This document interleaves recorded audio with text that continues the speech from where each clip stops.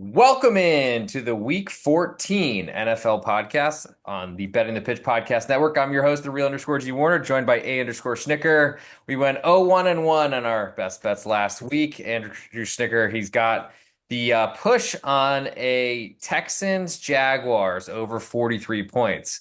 Who knew that Mac Jones would come to the rescue, or really that there would be an incredible hit that would get a player for the Texans suspended 3 games and then open the floodgates for Mac Jones to come in and score a bunch of points late. I guess a Yeah, lot of missed deep balls to Tank Dell from a Texans quarterback that really hasn't been playing. Might call it a sophomore slump. My best bet, I don't even remember it. Oh, it was the Cincinnati Bengals, and they scored 38 points and still could not cover -3 at home, or -2.5, I think it was. Andrew Schicker, how was your weekend? Are you ready now that we don't have a huge slate of standalone games? We get to do what we normally do. We go through 3 standalones, and then we pick our own 3 that we want to discuss. yeah, I'm ready. This is it. We're in the stretch run, final third of the season, less than a third. Um, and this is usually when we start heating up.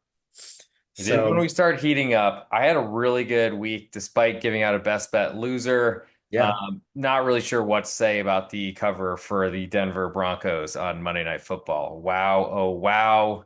That had me feeling all different types of directions. But that, I guess, is the Jameis Winston experience. Unfortunately, I'm not sure that we'll talk about Jameis. We might actually on this episode. We'll see. But the first game that we get to, we go through 6 games, so 3 standalones. We pick our own 3 for this type of episode because we don't have anything cast away or exiled to Germany, thankfully. So we'll start on Thursday Night Football with a really great Thursday night game that actually had Al and Kirk salivating over this matchup just a yeah. few short days ago, though somehow Herb Street was in on a Friday game in Kansas City, and then Saturday was in College Station, if I remember correctly. But the Green Bay Packers, a 3.5 point underdog on the road to the Detroit Lions. Total is 51. A underscore Schnicker. Where are you going for this one? What are you thinking about it?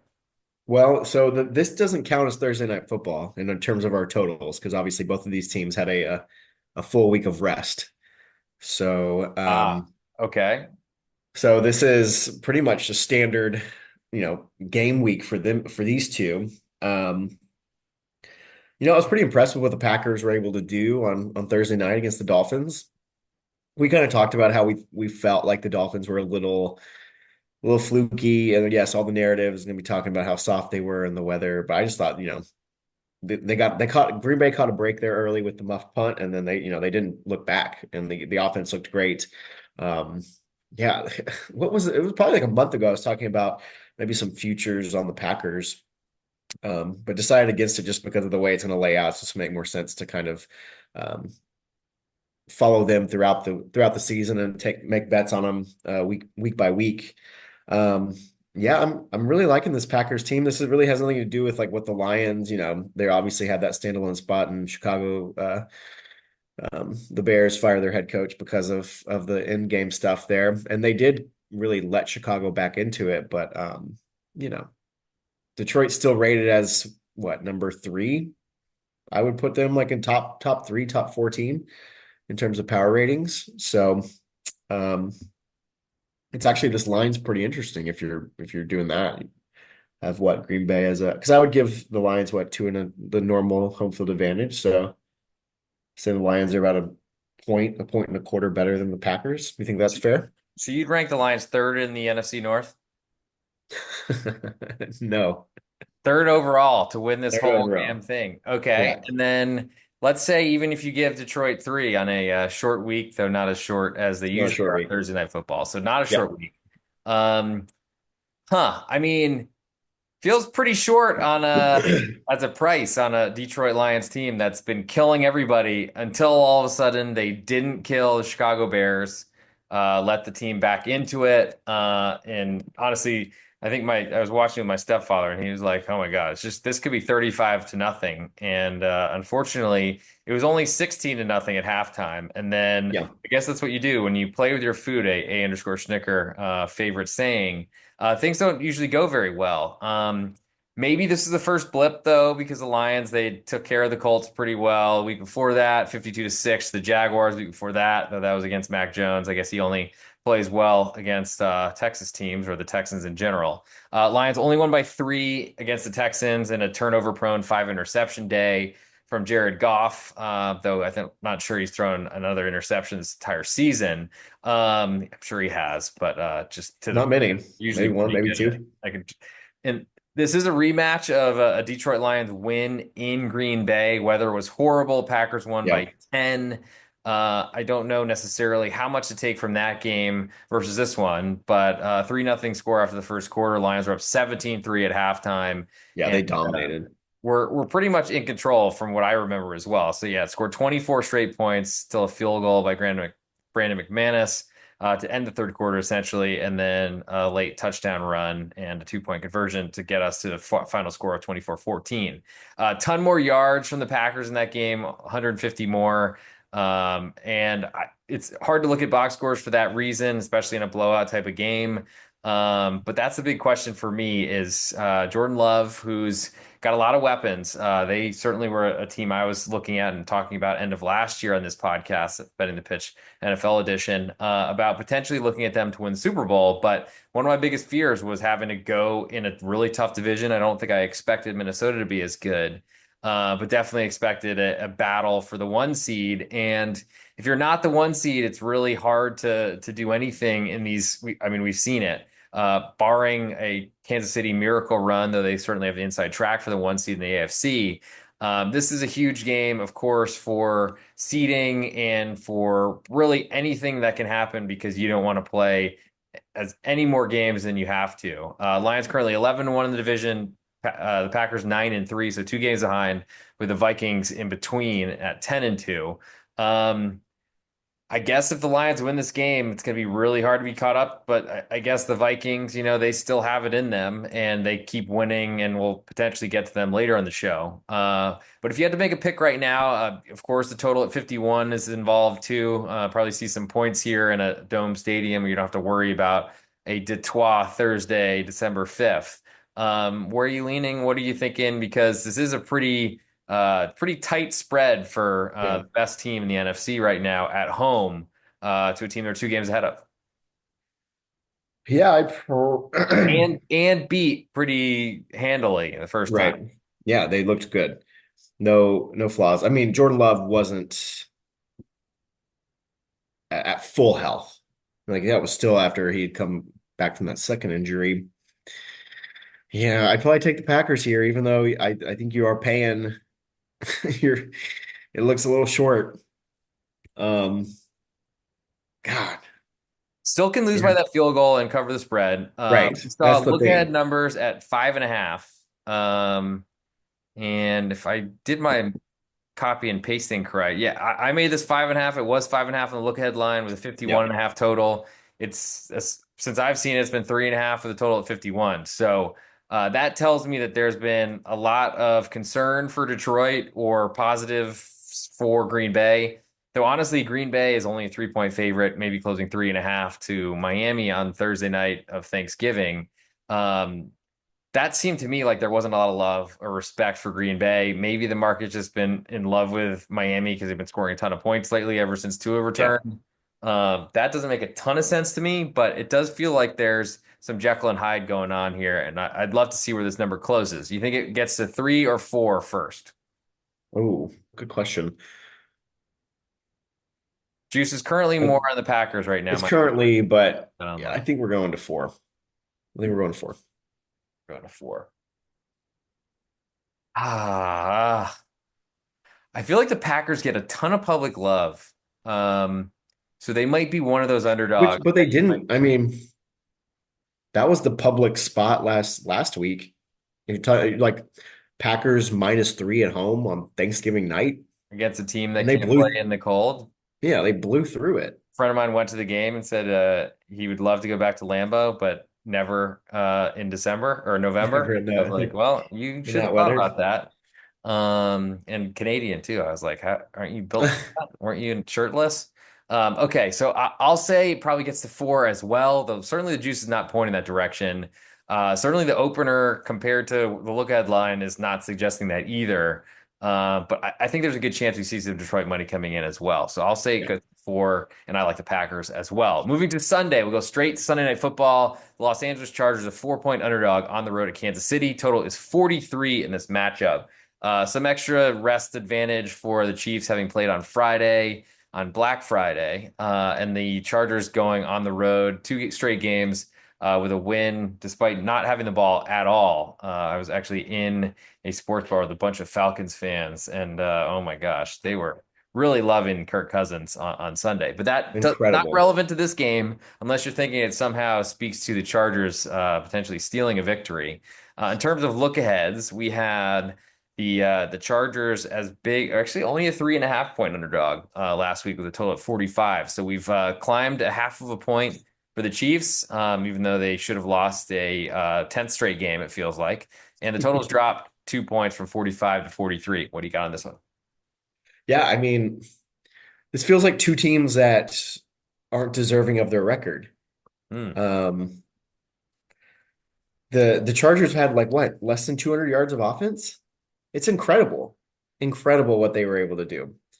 Although the pendulum can swing a little too far in these situations. It's just too, um, like that's been the talk all week about how, overrated they are. And then we can get pretty quickly into the overreaction part for the Chargers. The Chiefs, there's really not much more to explain. Like I still have a lot of questions about the back 6 or 7 players on their defense. Um, and I think it's it's not trending the way that although we said that the same thing last year around this time. So it's kind of still kind of like wait and see mode for them. The Chargers, I like them.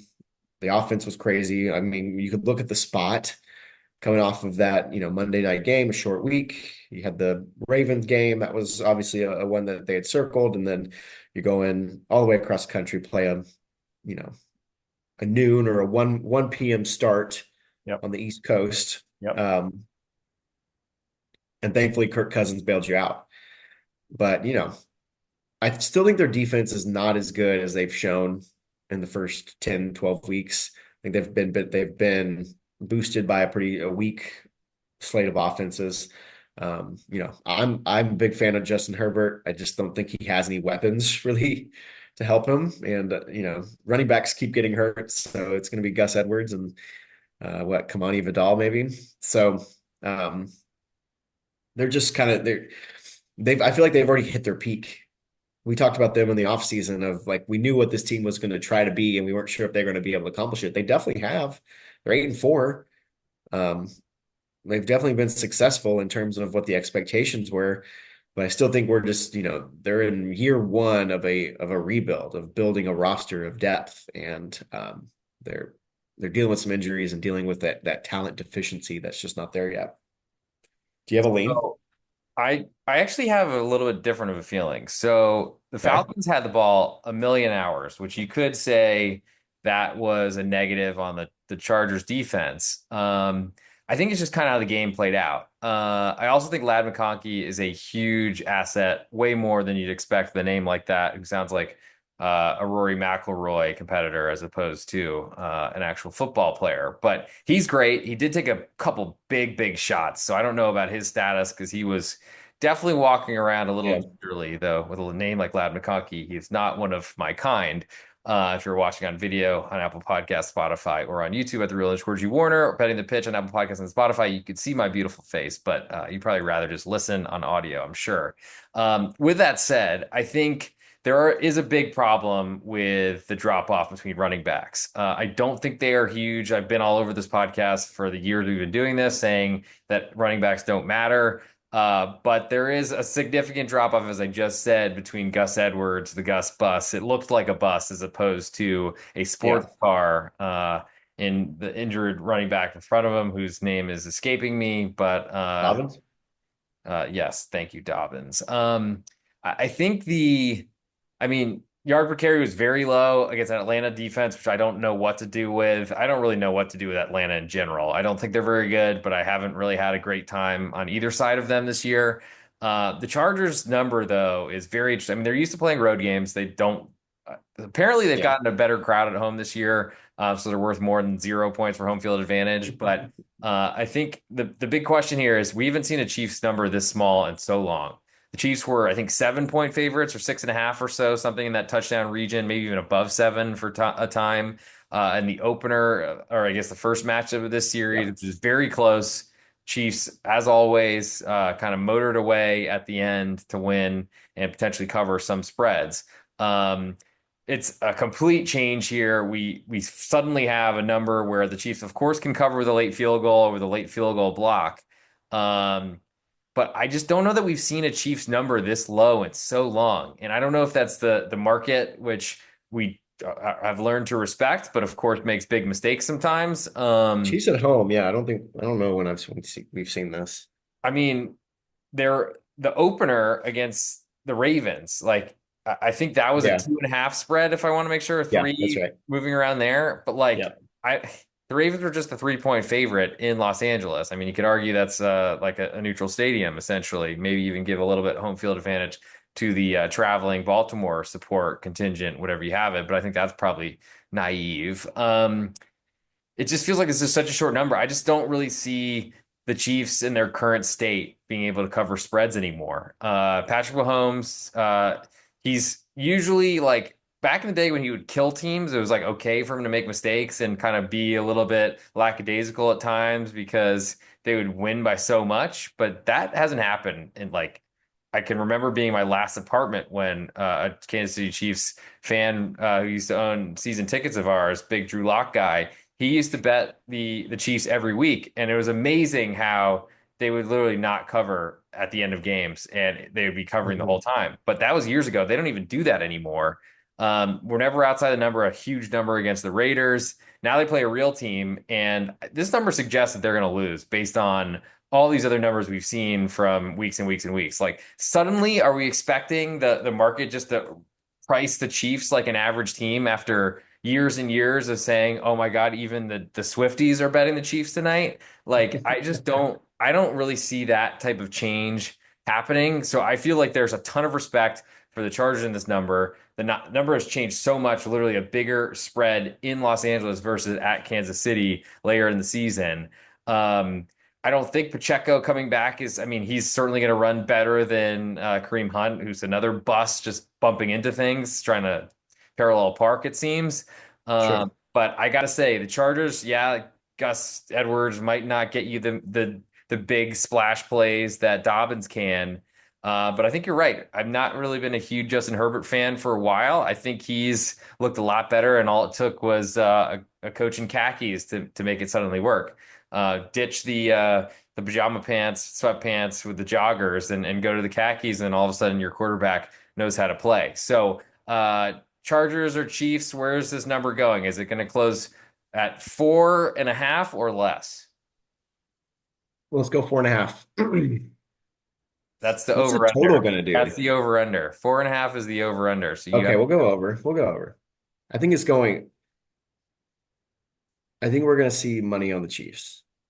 I feel like if there's ever a time to see money on the Chiefs, it is this game besides Black Yeah, Friday when no one wants to bet the Raiders. And I'm sure if you had the Raiders money line, oh my God, just I guess so uh, frustrating. them's the Yeah. breaks, but amazing that. So Chiefs weather on Sunday night looks like 55 degrees, 45 at night. So that's pretty nice for Yeah, it is nice. a SoCal team going in there. Man, I just feel like this number is very well poised that there's a lot of Chargers money out there, but I think there will be too much, especially on Sunday night.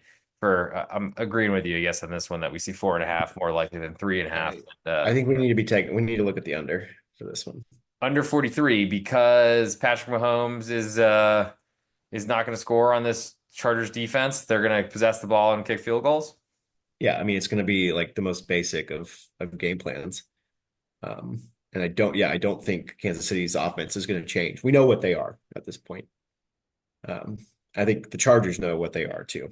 So one thing I don't, I never, I always know the Chargers are going to be prepared. You know what I mean?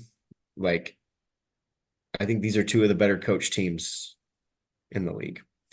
And I think the strengths are in the conservative offenses and both defenses, really. Even though I bashed the back seven, outdoor elements, we'll see a little dip in Chargers. I just think like these offenses can they should 43 is too low or too high Too high, man. I hope you're right, but I think I've hit my retirement on betting unders in on this unders. sport. Just I mean the good bets that lose on turnovers and kick return touchdowns and such, and then just the bad bets that are literally dead in the first half. Yeah. Been tough for me in that, and I feel like I deserve a lot better from the season. It's been a good year, but I feel like the unders have really made it not so good.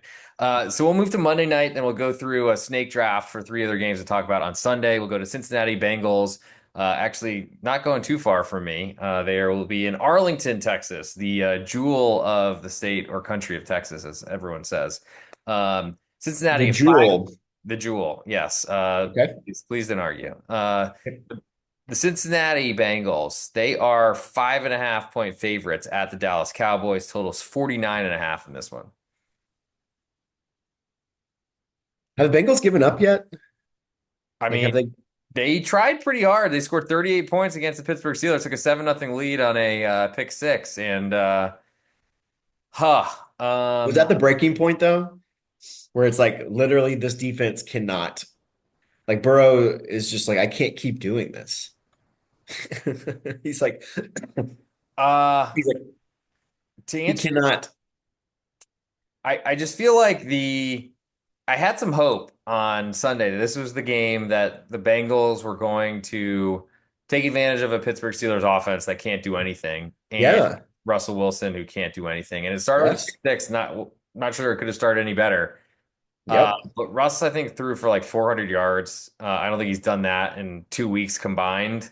In previous weeks, I mean, they were talking about Kenny Taylor Britt as like being someone you could pick on, and he said, "Oh, I'll show them and score a pick six on the first drive," and then they still proceeded to give up 44 points.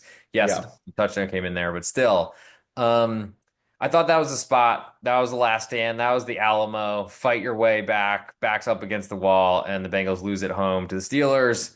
Now they go to the Dallas Cowboys, who have a little bit of momentum, and like everyone's basically said the Cowboys are dead, They but are dead. They're yeah, dead. that sixth spot is or seventh spot is getting closer.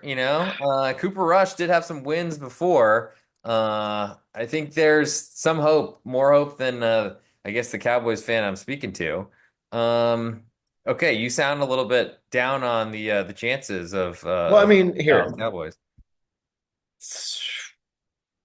the more things change, the more they stay the same in the division. Like I think it's a mental thing at this point. The Cowboys, if they're playing the Giants or Washington, they're gonna win. That's just the way it is. So I will say, the Commanders win on the road was a surprise. Um, I had the Giants +4. I don't did we have the Giants +4 or did I just have the Giants +4? Well, I played the under and that went horribly wrong. So Oh, okay, okay. I'm glad I didn't have the Giants, but it didn't matter. The bet that I placed was going to lose either direction. Yeah. Um, 5.5. Here's the Yes, thing though, like 5.5. the Bengals are gonna be able to score We've seen easily. that. We have seen that. Easily. Yes. Like 30, 40 points. If there's still fight left and if Burrow is truly like able to go. Um, are the Cowboys gonna keep up? Like they couldn't even keep up with the Texans. I think like Uh, we've seen 2 weeks of like decent results, and I think we're getting a discount on the Cowboys this week. a discount to fade the Cowboys, you're saying. Yes. Like I think we're So, getting a discount on the Bengals here. if they haven't quit, If they haven't quit. And which it's you're not gonna know until the game starts. I'm not someone to throw around quits unless I feel really good about it, or like the head coach is sleeping with the point guard's girlfriend, which happened at Alabama way back when. Mark Gottfried, apparently. If Yeah. I'm wrong, sorry for the slander, but you don't have a lot of assets to take, Mark. But thank you for your support and listening to the Bet and Pitch Podcast Network. I mean, the Cowboys with a game. I mean, they won the head-to-head with the Commanders. They've won more. If they beat them, they'll be 6-7. That'll make the Commanders 8-6, and there'll only be one game to then have to go the Cowboys' way. So, and that's probably their best way to get in. NFC West, who knows what's going to happen there? NFC South, same sort of thing. Seems like Vikings Packers will have the top two wildcard slots, but that seven spot there, you never know. And as we saw from the Cleveland Browns at 3-8 on Monday Night Football, and Jerry Jeudy saying they're going to win out to make the playoffs, and they're disappointed about that.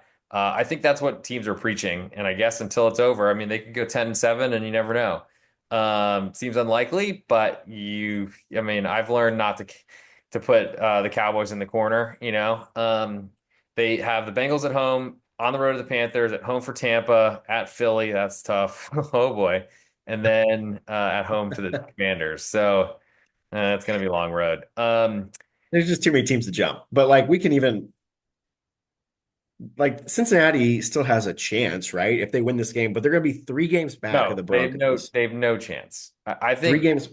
I think the Cowboys have You a would think the good chance. Cowboys have a better chance. I think because the Bengals are 4-8, they can get to The nine. Cowboys have to jump like 5 teams, though. Uh, I think it's very possible. Whereas I just don't think the numbers are there for the Bengals. They at best go 9-8, winning out, and unfortunately, they're going to be behind the Ravens, Steelers, whoever doesn't win the North, the Chargers, and the I mean, they're 4 games behind the Broncos right now in the win column. Exactly. Yeah. So they at Three best, games back with like 4 to play, I mean, which really is like incredible. The Broncos are making this race like super boring, which is wild. the Broncos are, and honestly, good for them, especially because they're going to be paying a quarterback that they are going to be playing later in the season, which will be wild.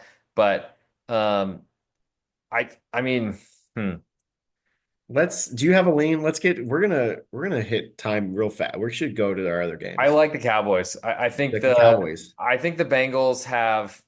I think they've shown it. They can't be a 5.5 point favorite with that defense. Yeah, the Cowboys aren't likely to take advantage of it, but I think bad defenses, especially on the road, as favorites. That's literally what my livelihood has been for Yeah. years and years and decades of doing this. Okay, as you said, let's go to the Sunday slate. Your pick first, and the game you want to discuss. Well, I really want to discuss the Seahawks and Cardinals, the game that we all thought we'd be discussing in December about the NFL. So this is a big one. A Yeah. rematch. We'll go Cardinals 2.5 point favorites at home, totals 44.5. The Seahawks were a late add to my card after moving to an underdog on Sunday. I was at a Buffalo Wild Wings, so I wish I had supported something more local, but I wanted to make sure I saw all the games on because there was actually quite a few on Sunday. Um, oh my God, the kickoffs. Wow. Went to the bathroom. All of a sudden, the Jets had kicked off and then had the ball again. And I was like, how did that happen? And a kickoff return touchdown, still not enough for the Jets. I think that speaks No. to the Seahawks on an early start. Not great. But this game was just played a couple weeks ago, and it was very, very tight. Very few points were scored until a fourth down conversion was lofted to a pick six for the Seahawks. I like the Cardinals in the interest of time. I think 2.5 is a short price, especially considering the Cardinals were, I think, closing a favorite in Seattle just a few short weeks ago. I'll trust the market there, though that game didn't work out very well. Do you disagree? I don't disagree. I do think the Seahawks are becoming, they're healthy now. I think that there may be some actual uh, defensive, for a while there, it was rough. Like I think back to that Monday night Lions game, a month and a half ago. It was just ugly. Um, I do think the defense is better. But yeah, this is interesting to think like the Cardinals may be my favorite in the division, and I've kind of bounced around in this division, but I think the yeah, it seems like it's lining up schedule well for set them. up nicely for Arizona, Yeah. at least with the home games. So long way to go, and a lot of things could happen. Seattle is currently with a 1 game lead on Arizona and with a head-to-head right now, but that could certainly change in the Sunday matchup. Get to even and have a split head-to-head. Certainly be a good start for Arizona. I'm very interested to hear your thoughts on the Chicago Bears, a 4 point underdog on the road at San Francisco. Totals Yeah. 44 on this one. I mean, it's still pretty simple with the 49ers. You got to look at the injury report. We talked about it. They were they're missing their anchor on every level of the defense. And then now we're talking about, I would say running backs for the 49ers actually do make a difference because Shanahan's offense is, predicated so much on the run. A lot of running backs can be successful, but it's varying degrees of success, right? They're all going to be pretty good in that offense, but you're down Mason, you're down McCaffrey. Um, Obviously Ayuk is out. Trent Williams, what's going on with Doubtful. him? I think they were out. Doubtful, injured, and lost a child too. Like really sad story for him. Trent Lost Williams did?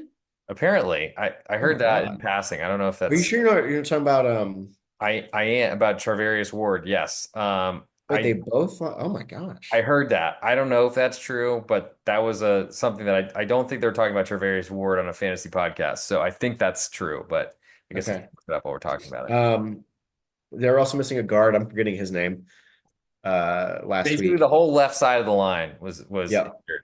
And then, Yeah, Lenore was out stillborn last week son for the from Trent defense. Williams. Bosa, Fred Warner's got like a broken ankle apparently.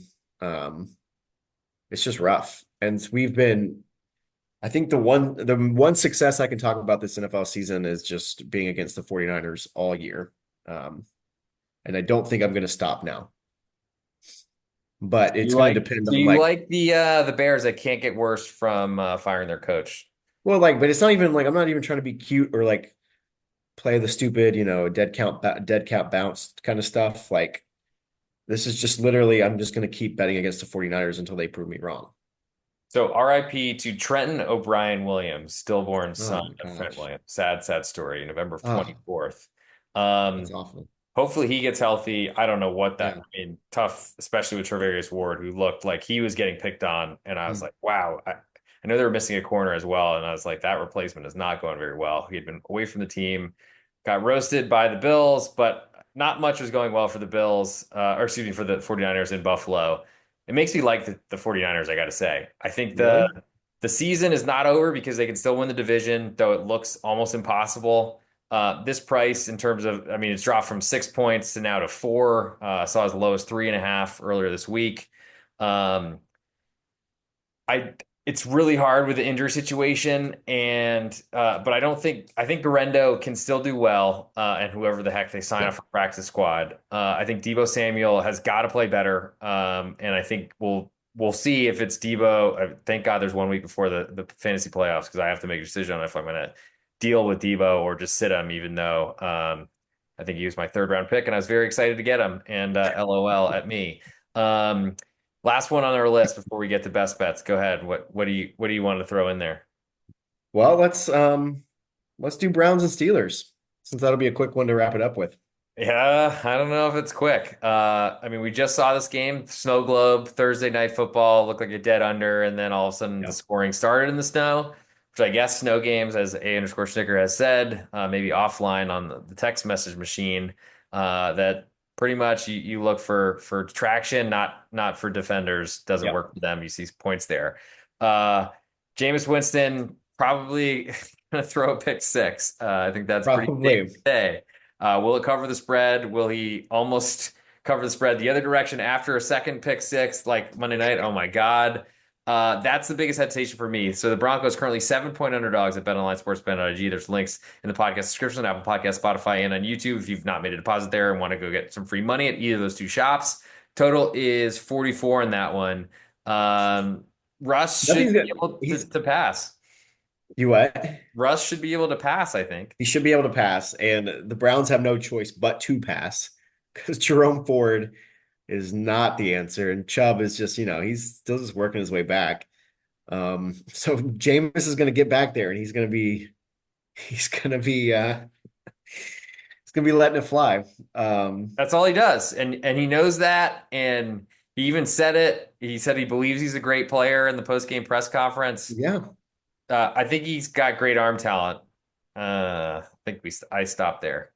yeah, that's right. That's right. Um, Seven's a big number though, man. It's just still a division game. We just saw it. Um, Only 3.5 point underdogs at home. So this number has moved 3.5 the other Yeah. way. Yeah, But you're after right. an upset win and on the road, that certainly is It uh, looks short. it's some love for Cleveland this number, even as a 7 point dog. Yeah. Think you think it gets below 7 before kickoff? Yeah, I do. I do too.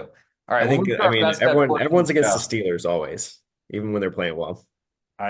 It's weird because they have such a big fan base. But so I this know. is our Tuesday night NFL edition. We do this podcast every Tuesday, barring some unforeseen schedules. Thankfully, I didn't go to Italy this year because that was a nightmare. But we are here. We're trying to get ready for the stretch run of the season. We had an awesome start to the year. I've been tailing off lately, but I feel like the only loss I had in the NFL this entire week, besides that Giants under, which RIP unders for me, was my best bet on this podcast. But _Schnicker, you lead us off after your push last week because that outdid my result.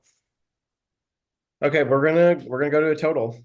Um, because I'm not afraid of an under. Even if I don't watch the game as well. I That's the normally I best have not been combo. watching. I'm not watching the games like when I do an under just because like my blood pressure can't handle it. All right. Well, I'm gonna be dead So 10 years before you, but enjoy. we're gonna go Sunday Night Football. We're gonna go under 43 with Kansas City Chiefs. Hey, this is the real_G Warner on Instagram, Patreon, Twitter, and on YouTube. This is the best bet portion of the NFL podcast with _Schnicker and myself. We do this. We go through 6 games, a 6 pack of the NFL every Tuesday night, give you some idea of where lines are moving and who to bet for this upcoming weekend. _Schnicker just gave you the Los Angeles Chargers, Kansas City Chiefs under 43 on Sunday Night Football. Probably will climb by the time kickoff occurs, so you might want to wait for that one. Weather looks pretty good in Kansas City on Sunday night. For my best bet at the real_G Warner on Instagram, Patreon, Twitter, and on YouTube. You can find all my plays across all the various sports and platforms at the real_G Warner on Patreon.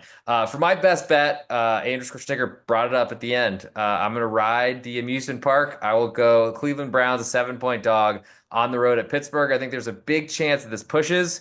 I also think there's a big chance that Jameis Winston is somehow able to find a W. So that'll do it for this episode. Thank you all for tuning in. We'll see you next week on the Betting Pitch NFL edition. And I think I got a few chuckles out of my co-host, and that's maybe all I was going for. Did not expect to be eating my middle finger live on or unrecorded episode. Goodbye. See you all next week, Tuesday night. Check us out and follow all the other streams and podcasts on this platform. Bye bye.